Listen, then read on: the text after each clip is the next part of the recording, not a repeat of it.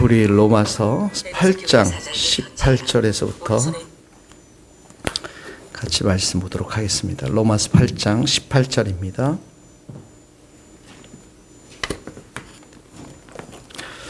로마서 8장 18절 말씀 같이 한번 읽겠습니다. 생각하건대 현재의 고난은 장차 우리에게 나타날 영광과 비교할 수 없도다. 피조물이 고대하는 바는 하나님의 아들들이 나타나는 것이니 피조물이 허무한 데 굴복하는 것은 자기 뜻이 아니요 오직 굴복하게 하시는 이로 말미암으라.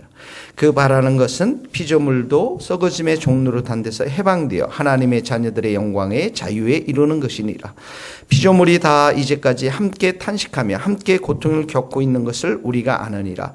그뿐 아니라 또한 우리 곧 성령의 처음 익은 열매를 받은 우리까지도 속으로 탄식하여 양자될 것 곧 우리 몸의 속량을 기다리나니 우리가 소망으로 구원을 얻었음에 보이는 소망이 소망이 아니니 보는 것을 누가 바라리요. 만일 우리가 보지 못하는 것을 바라면 참음으로 기다릴지니라. 아멘.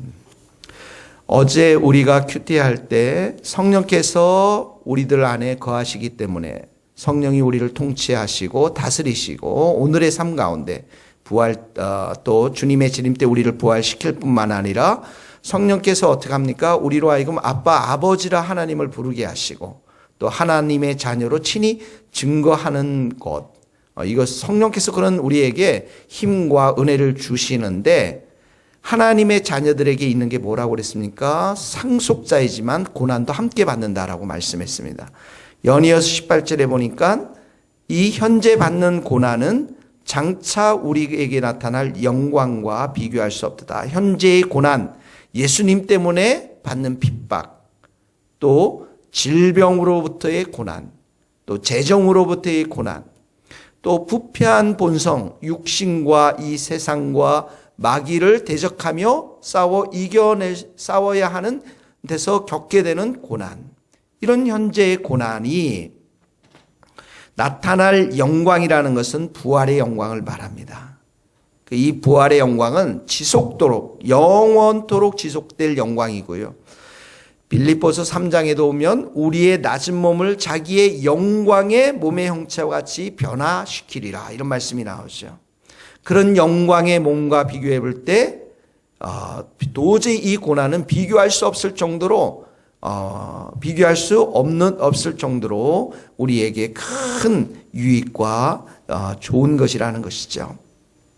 그런데 자 19절에서부터 22절까지는 그 고난을 좀 더 피조물로 확대되어져서 우리에게 설명합니다. 19절에 보니까 피조물이 고대하는 바, 피조물이 간절히 그 소망하는 것은 하나님의 아들들이 나타나는 것이니라. 여기 하나님의 아들들이라는 것은 예수님의 재림 때 예수님과 함께 이 땅 가운데 오는 부활한 하나님의 자녀들을 말합니다. 그 부활한 하나님의 자녀들이 나타나는 것, 재림을 기다리는 것인데 왜 그렇습니까? 20절부터 보면 피조물이 이 땅에 있는 모든 피조물들이 허무한 데에 굴복한다. 여기 허무라는 것은 사망을 말합니다. 죽음을 말해요. 타락으로 인해서 모든 사람과 모든 피조물들이 죽음에 이를 수밖에 없는 것이죠. 이 허무한 데 굴복하는 것은 자기 뜻이 아니하고 오직 굴복하게 하시는 이 누구십니까? 하나님이십니다. 타락으로 인해서 이 땅 가운데 저주가 임하죠. 사람들에게 형벌이 임하죠. 그게 뭡니까? 죽음 아닙니까? 이것을 허락하신 분이 하나님이시라는 것이죠. 그래서 21절에 보면 이 피조물도 바라는 것은 썩어짐의 종노릇한 데서, 여기 썩어짐은 이 사망을 말하는 것입니다. 죽음을 말합니다. 죄로 인해 심판받고 저주받은 그 죽음과 사망을 말하는 것이죠. 이런 종노릇한 데서 해방되어, 그러니까 자유하게 되어 하나님의 자녀들의 영광의 자녀, 하나님의 자녀들의 영광, 부활의 영광을 말합니다. 이 부활의 영광, 그 자유에 이르는 것이니라. 그때까지는 어떻게 합니까? 22절. 피조물이 다 이제까지 함께 탄식하며, 또 함께 고통을 겪으며, 피조물의 그 원래 창조의 목적은 무엇입니까? 경배와 찬양과 하나님께 영광을 돌리도록 이 피조물들이 창조되었지만 타락으로 인해서 어떻게 합니까? 죄의 타락으로 인해서 고통과 탄식을 함께 겪고 있다라는 것이죠. 그리고 죽을 수밖에 없다라는 것입니다. 여기 고통이라는 것은 해산의 고통, 상고의 고통을 의미하는 것이죠. 그만큼 아프다라는 것이에요. 그런데 피조물들만 이렇게 탄식하는 것이 아니라 23절에 보면 그뿐 아니라 또한 우리 곧 성령의 처음 익은 열매, 성령의 처음 익은 열매, 이것은 부활을 의미합니다. 부활의 약속을 받은 것이죠. 예수님께서 첫 열매가 되죠. 부활의 첫 열매가 되셨어요. 근데 우리까지도 속으로 탄식하여 양자될 것, 곧 우리 몸의 속량을 기다리라니. 자, 우리도 지금 탄식합니다. 우리의 몸이 탄식합니다. 언제까지요? 우리의 몸의 속량, 우리의 몸이 완전히 구원받을 때까지, 완전히 예수님이 재림에 오셔서 부활의 영광으로 우리가 변화될 때까지. 속량이라는 것은 몸값을 주고 노예를 사서 해방시키는 것을 말하는 것이죠. 그러니까 예수님의 십자가의 사건을 통해서 우리가 죄로부터 자유케 되고 하나님의 자녀가 되었지만, 예수님의 십자가의 사건을 통해서 이 모든 것은 언제 완성이 됩니까? 예수님이 재림하실 때 우리가 완전히 몸의 속량이 되어진다라는 것이죠. 그래서 여기 속량이라는, 몸의 속량이라는 것은 바로 부활의 영광을 말하는 것이에요. 자, 24절에 보니까 우리가 소망으로 구원을 얻었음에 바로 우리가 이 소망 가운데 이 부활의 영광으로 우리가 완전히 변화될 것이라고 하는 이 소망을 가지고 가운데 구원을 받았기 때문에 이런 말입니다. 보이는 소망이 아니라 보는 것을 누가 바라리요? 만일 우리가 보지 못하는 것을 바라면 어떻게 한다고요? 참음으로 기다릴지니라. 거기다 밑줄을 그으면 참아야 한다. 기다려야 한다. 언제까지? 우리의 주님이 재림하시는 그날까지. 언제까지? 주님이 재림하시는 그날 부활의 영광으로 우리가 변화될 때까지 우리가 참아야만 한다라는 것입니다. 그러니까 보세요. 지금 전문맥에서는 성령이 우리들 가운데 역사해요. 성령께서 우리들 가운데 아빠 아버지로 부르도록 우리에게 역사해 주십니다. 성령께서 하나님의 자녀로 친히 증거를 해 주십니다. 진리의 말씀으로 우리를 인도해 주십니다. 그런데 우리 현재 삶은 어떡합니까? 고난의 삶입니다. 현재 피조물들이 겪고 있는 건 무엇입니까? 고난입니다. 탄식입니다. 왜 그렇습니까? 이 땅 가운데 여전히 죄가 있고 여전히 이 세상 가운데 하나님 나라가 들어와 있지만 세상의 나라, 마귀가 통치하는 나라가 함께 공존하기 때문에 그렇습니다. 그래서 이 피조물들도 탄식할 뿐만 아니라 우리도 여전히 탄식하면서 무엇을 기다립니까? 이 18절에 보니까 하나님 우리에게 나타날 영광, 부활의 영광을 우리는 기다리는 자들이고요. 또 19절에 하나님의 아들이 나타나는 것을 기다리는 자들이고 21절에 하나님의 자녀들의 부활의 영광의 자유를 기다리는 사람들이고요. 23절에 우리 몸의 속량을 기다리는 사람들로 25절에 뭡니까? 참고 기다리는 사람들이 누구라고요? 성도들입니다. 그래서 이 성도들에게 인내라는 것은 매우 중요한 것입니다. 인내를 온전하게 이루라. 성경이 이렇게 말씀하고 있지 않습니까? 오늘도 우리의 삶 가운데 가장 필요한 게 있다면 이 인내이고 또 하나 무엇이냐면 바로 다음 절입니다. 26절 한번 읽겠습니다. 26절 다 같이 읽겠습니다. 시작. 이와 같이 성령도 우리의 연약함을 도우시나니 우리는 마땅히 기도할 바를 알지 못하나 오직 성령이 말할 수 없는 탄식으로 우리를 위하여 친히 간구하시느니라.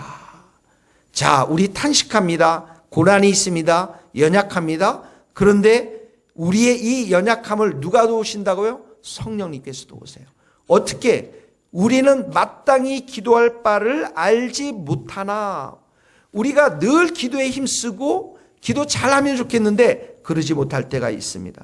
우리가 산만하고 영적으로 다운되고 방황하고 감정적으로 침체되어 있을 때 또 고난 가운데서 어찌할 바를 모를 때에도 성령께서는 우리가 기도할 바를 알지 못하는 그 자리에서 누가 탄식합니까? 성령께서 말할 수 없는 탄식으로 우리를 친히 간구해 주십니다. 이 말할 수 없는 탄식이라는 것은 우리와 함께 고통을 느끼며 함께 기도한다라는 것입니다. 하나님께 청원한다는 것입니다. 성령이 친히 우리의 고통을 함께 느끼며 함께 하시면서 하나님 아버지 앞에 청원을 드린다라는 것입니다. 그러므로 우리가 이 탄식 가운데 해야 할 일들은 무엇이냐면 우리의 육신을 복종시키며 기도의 자리에 와서 하나님 아버지 앞에 기도해야 하는 것인데, 이것조차도 못할 때도 성령께서는 우리 가운데 역사해 주셔서 말할 수 없는 탄식으로 우리의 연약함을 다스리시고 우리의 연약함을 위해서 우리의 심령을 장악하시면서 기도하시는 분이 바로 성령 하나님이시라는 거죠. 그분께서 우리를 위해서 친히 도우시고 계신다는 사실들을 오늘도 기억할 수 있기를 바랍니다. 사랑하는 성도 여러분, 오늘 말씀을 적용합시다. 탄식하고 고난 가운데 있는 성도들, 여러분 기도하셔야 합니다. 하나님 앞에 나와서 기도하며 은총을 구하며 도움을 구하는 것이 마땅합니다. 그러나 그러지 못할 때도 우리 성령님께서 우리와 함께 하시고 우리를 위해서 탄식하시며 기도하고 계시다는 이 사실을 여러분 꼭 기억하시고 성령님을 오늘도 의지하시고 환영하시고 그 성령님께 모든 것을 맡기며 승리하는 오늘 하루의 삶이 될 수 있기를 주님의 이름으로 축복합니다. 기도하시겠습니다. 하나님 아버지, 인생을 살아가며 고난이 있습니다. 핍박이 있습니다. 탄식이 있습니다. 하나님 아버지, 고통이 있습니다. 우리의 모든 삶 속에서 일어나는 이 모든 것들로 인해서 또 피조물들도 탄식합니다. 정말 우리가 기다리는 것은 예수님의 재림입니다. 예수님의 부활의 영광에 그 모습을 우리도 덧입는 것입니다. 주님, 우리가 그때까지 인내할 수 있게 하시고 기다리게 하시고 우리의 믿음이 흩어지지 않도록 은총을 내려 주옵소서. 우리 모든 성도들, 또 이 방송을 듣는 모든 성도들 머리마다 안수하여 주셔서 기도의 영을 부어주시고 우리의 감정과 육신대로 살지 않게 하시고 우리의 영이 성령으로 충만해서 기도하며 살아갈 수 있도록 축복하여 주옵소서. 성령님 감사합니다. 우리 가운데 오셔서 우리를 위해서 기도해 주시고 말할 수 없는 탄식으로 우리의 아픔 가운데 함께해 주시니 감사합니다. 성령님, 우리의 연약함을 다스려 주시고 우리의 부족함을 채워주시고 우리의 이 모든 탄식과 고통의 눈물을 닦아주셔서 오늘도 하나님 앞에 기도할 수 있도록 힘주시고 함께 기도해 주셔서 우리가 결코 실패하지 않도록, 패배하지 않도록, 낙심하지 않도록 우리를 붙잡아 주시옵소서. 성령님 감사합니다. 환영합니다. 성령님 의지합니다. 오늘도 우리의 인생을 붙잡아 주시고 인도하여 주시고 선하게 역사하여 주시옵소서. 이 방송을 듣는 모든 성도들, 특별히 병든 자들, 아픈 자들, 고통당하는 자들 머리마다 안수하여 주시고 성령님 축복하여 주시고 은혜로 채워 주시옵소서.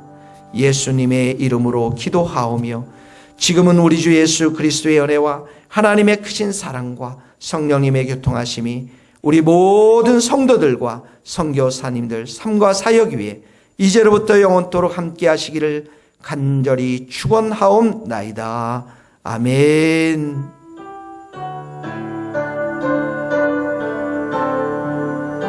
감사합니다. 한 주간 새벽기도 수고하셨고요. 오늘 밤에 꼭 금요 기도에 나올 수 있기를 바랍니다. 감사합니다.